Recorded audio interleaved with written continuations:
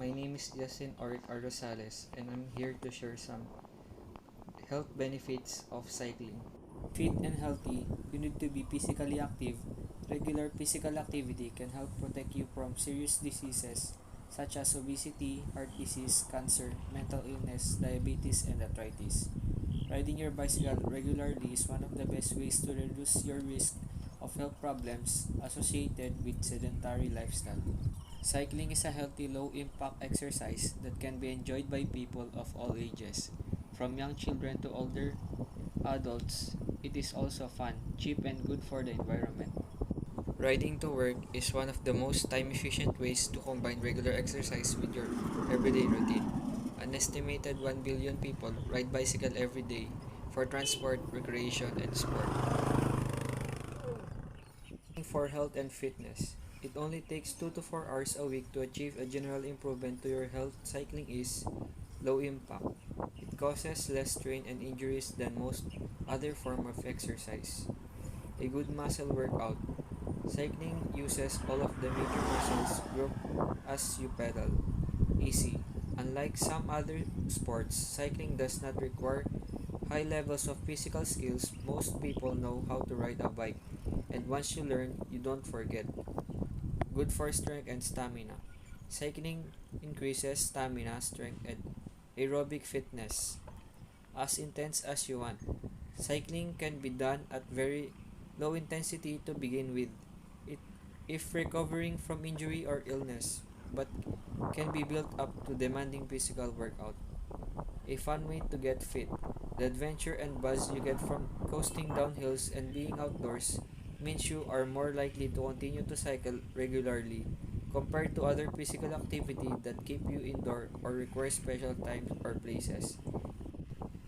Time efficient. As a mode of transport, cycling replaces sedentary time spent driving motor vehicles or using trams, trains, or buses with healthy exercise. Health benefits of regular cycling.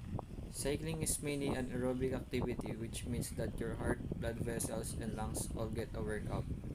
You will breathe deeper, perspire, and experience increased body temperature, which will improve your overall fitness level. Are the health benefits of regular cycling?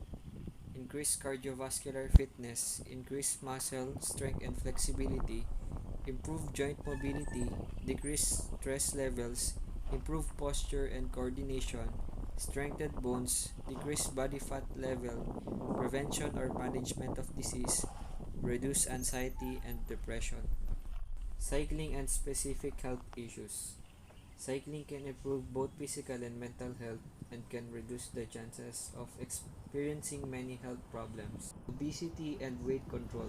Cycling is a good way to control or reduce weight as it raises your metabolic rate, builds muscle, and burns body fat. If you're trying to lose weight, cycling must be combined with a healthy eating plan.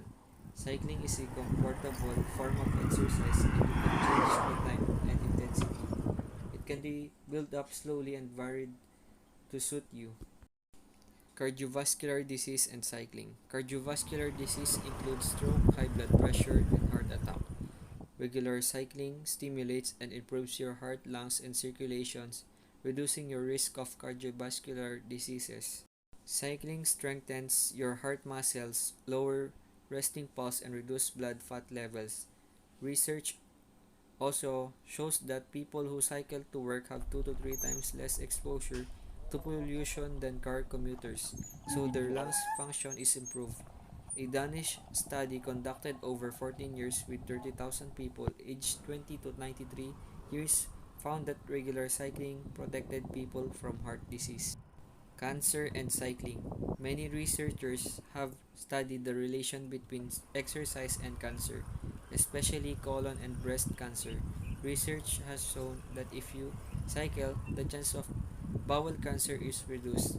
Some evidence suggests that regular cycling reduces the risk of breast cancer. Diabetes and cycling. The rate of type 2 diabetes is increasing and is a serious public health concern. Lack of physical activity is thought to be a major reason why people develop this condition.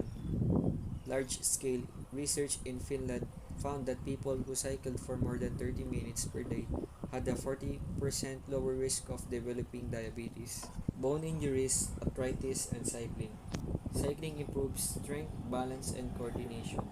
It may also help to prevent false fractures. Riding a bike is a ideal form of exercise because it is a low impact exercise that places little stress on joints. Cycling does not specifically help osteoporosis, bone thinning disease because it is not a weight bearing exercise. Mental illness and cycling. Mental health conditions such as depression, stress, and anxiety can be reduced by regular bike riding.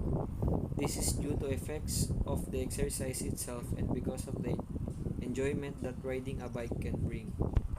Hand cycling and health. Hand cycles are similar to recumbent tricycles, but they are powered with hand instead of foot pedals. Velcro straps can be used to secure the hands to the pedals if necessary. This style of tricycle allows amputee people with spinal injuries and those recovering from certain conditions such as stroke to cycle as a form of exercise and recreation.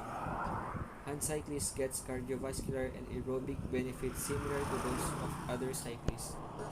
Cycling can help to protect you from serious diseases such as stroke, heart attack, some cancers, depression, diabetes, obesity, and arthritis.